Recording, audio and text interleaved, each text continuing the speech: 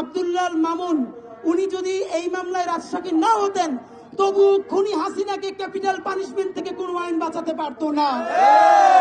কারণ মাত্র 1.5 বছর আগে, 1.5 বছরের কম সময় আগে যে হেলিকপ্টার থেকে গুলি করে শিশু হত্যা করেছে, যার কল রেকর্ড ঢাকা বিশ্ববিদ্যালয় ভিসির সাথে তিনি বলেছেন অন রেকর্ড যে রাজাকারগুলোকে আমি ফাঁসি দিছি, এদেরকেও ছুড়াই দেবো আমি বইলে দিছি।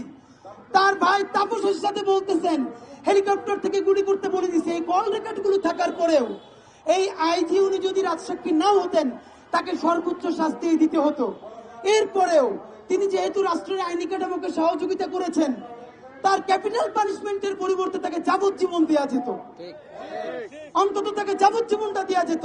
কিন্তু যাবজ্জীবন না দিয়ে যখন 5 বছর তার কারাদণ্ড দেওয়া হলো, 5 বছর পর তিনি জেল থেকে বের হয়ে যখন রাস্তায় হাঁটবেন, এই শহীদ পরিবারের বাবা মা তারা কি এটা নিতে পারবে যে তার মাধ্যমে পুলিশ গুলি করে আমার সন্তানকে হত্যা করেছে, সে এখন মুক্ত বাতাসে ঘুরছে?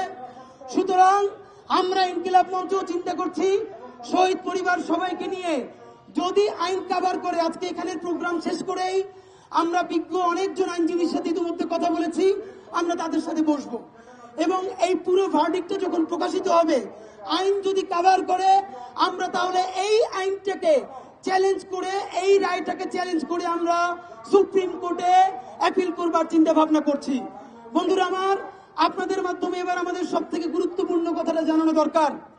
রায় তো হয়েছে, এটা আমাদের জন্য ঐতিহাসিক বিজয়। কারণ হাসিনার বানানো আদালত, তার বাপের বানানো রাষ্ট্র, যেই রাষ্ট্রের আমার কাছে একটা কল রেকর্ড আছে, গোপালগঞ্জের ছাত্রলীগ একজন ফোন দিয়েছে, আমি খুব আনন্দ নিয়ে শুনেছি।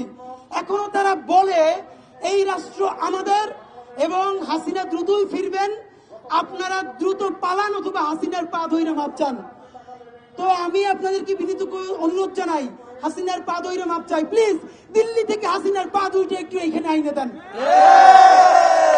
দিল্লি থেকে হাসিনার পা দুখানা যদি এখানে আনিয়ে দেওয়া যায়, তাহলে 18 কোটি জনগণ তার পা ধরে মাপ চাইতে যায়, একটু পা আনার ব্যবস্থা করে দেন।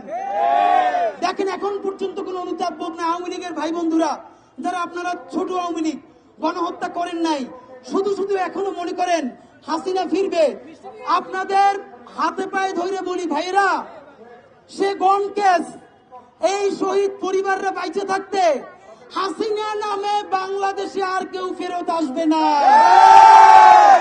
আসলে তাকে সরাসরি যেই ফাঁসিটা সে মানুষকে দিয়েছিল, সেই ফাঁসিতে এবার তাকে ঝুলতে হবে।